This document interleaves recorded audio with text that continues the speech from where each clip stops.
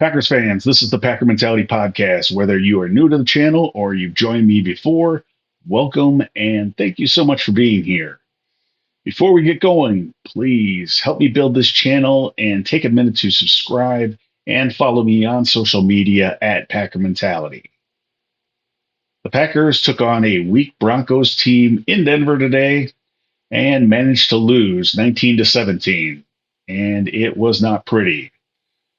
Let's talk about it. This is my gut reaction, right or wrong, to what happened. First half, it was complete incompetence on offense, even with Aaron Jones and Christian Watson back in the lineup.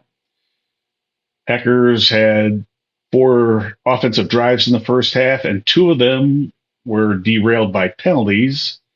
When that wasn't happening, they had receivers running the wrong routes still.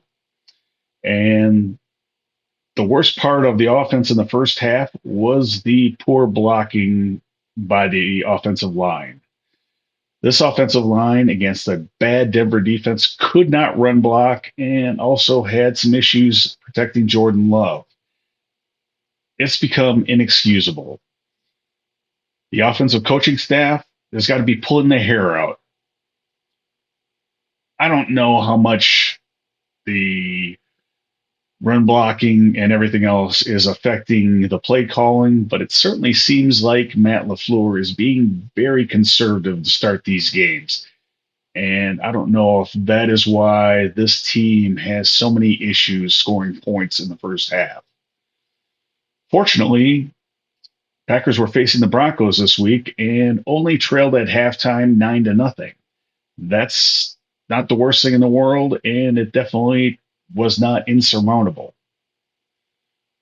And of course, the Packers came out in the second half and played like a competent offense should in the NFL. The offensive line played better with decent run blocking. Not great, but better. And it was enough for Aaron Jones and A.J. Dillon to find some holes. But with the game on the line, the offensive line still incurred a penalty on that final drive that kind of killed the drive.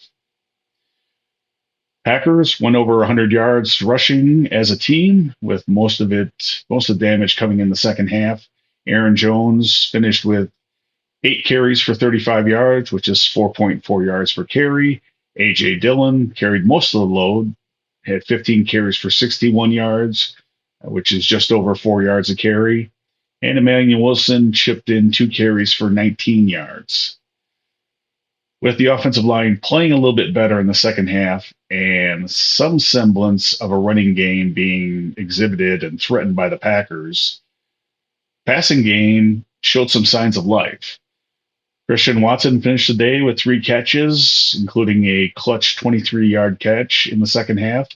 Romeo Doubs with a TD catch, very contested TD catch. Jaden Reed showed great concentration and managed to snag a tipped pass for a touchdown. Luke Musgrave led the team with 4 catches and seems to be a favorite target of Jordan Love. And Dontavian Wicks, who didn't put up huge numbers, but I want to give him some credit. He caught 1 ball for 17 yards and definitely seems like when he is throwing the ball, things seem to happen. Speaking of throwing the ball, he also completed a pass for 14 yards, and also wanted to give him credit a couple times when he appeared on TV, when the TV coverage, I could see him making a few good blocks during the game. Now let's move on to Jordan Love. And in the first half, he's been handcuffed by bad offensive line, bad running game, and inexperience from his young receivers. I can't tell how much of the offensive issues are on him when Everyone he depends on to do his job is not doing theirs. He's been much better in the second half when his teammates actually start doing their jobs. So, a couple things, and I don't know if this is a play call or just how Jordan Love is playing it out. But on that first drive of the second half, on the third down throw into the end zone to Romeo Dobbs that had no chance, that looked and felt like an Aaron Rodgers play from last year. And I didn't like it when Aaron Rodgers did it because it's just a yuck play and the throw has no chance of being completed. So if that's the play call, I think we need to, never call that again. Uh, if it's Jordan Love, then we need a better throw or give him another option to throw to. Once again, this game basically ended on a bad interception when the Packers are trying to make a comeback. Now, I've heard since the game ended that on that play, the ball was intended to go where Jordan Love threw it, but it was a poor route by Romeo Dobbs, and that there was no one else open. I still wish he had either thrown the ball away or dumped it off because it was still only third down and would still have fourth down to go for it. Now let's talk about the defense. On the positive, they only gave up 19 points. That's the positive. But it's 19 points against a bad offense.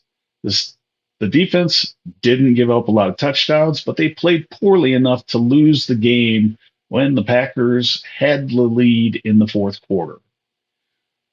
Packers defense couldn't stop the run all game, gave up 145 yards rushing to a terrible Broncos rushing offense, 5.8 yards per carry. And if the Packers aren't the worst tackling team in the league, they have to be very close to the bottom. When the Packers had the lead in the fourth quarter and when the team needed to stop the most, the defense couldn't hold up.